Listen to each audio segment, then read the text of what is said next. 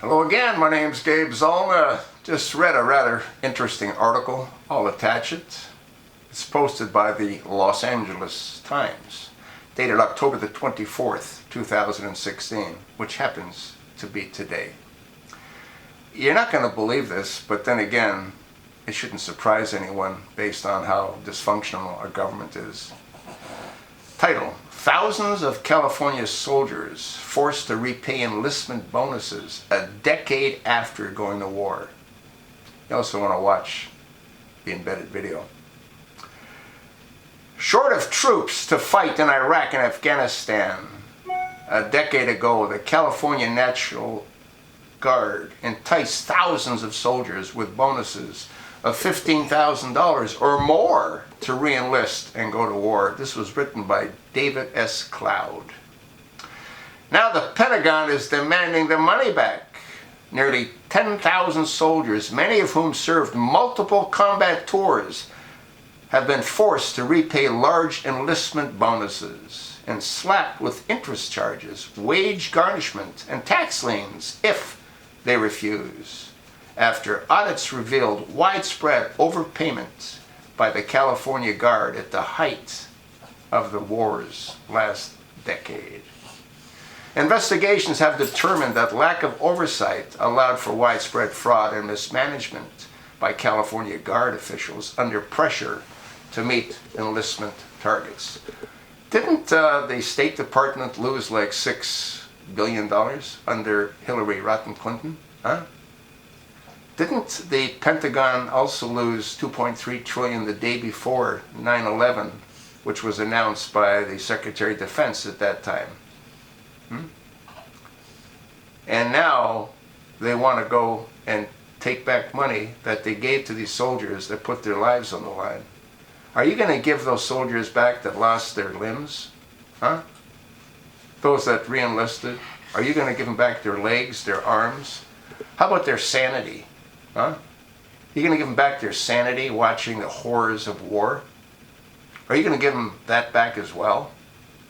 And where is the Secretary of Defense? Where's Ashton Carter in all this?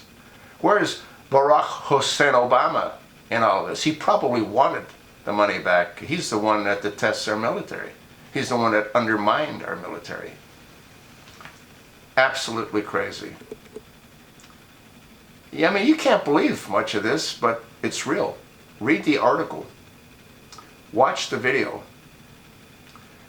Quote, these bonuses were used to keep people in, said Christopher Van Meter, a 42-year-old former Army captain and Iraq veteran from Manteca, California, who says he refinanced his home mortgage to pay $25,000 in re-enlistment bonuses and $21,000 in student loan repayment that the Army said he should not have received.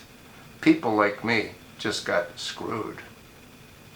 In Iraq, Van Meter was thrown from an armored vehicle turret and later awarded a Purple Heart for his combat injuries after the vehicle detonated a buried roadside bomb. You want to read some of the stories of some of these veterans.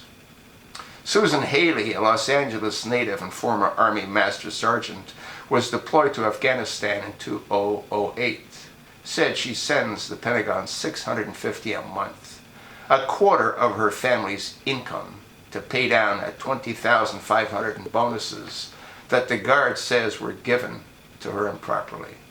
Quote, I feel totally betrayed, said Haley, 47, who served 26 years in the Army along with her husband and eldest son, a medic, who lost a leg in combat in Afghanistan.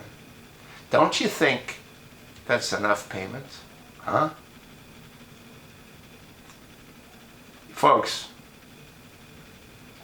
it's almost unimaginable to believe how screwed up this country is to allow this kind of activity to take place. I suggest you contact your congressional representative, but what the hell for? They're too busy telemarketing. They don't give a squat about these veterans. How many of their children are in combat or have been in combat? 2, 3, 4, 5? Absolutely insane. You know who was a deserter from the National Guard? President George W. Bush. He went AWOL. Why they put people like this in power is insane. But they do. Thanks for listening. You want to pass this one around to every military man and woman that you know.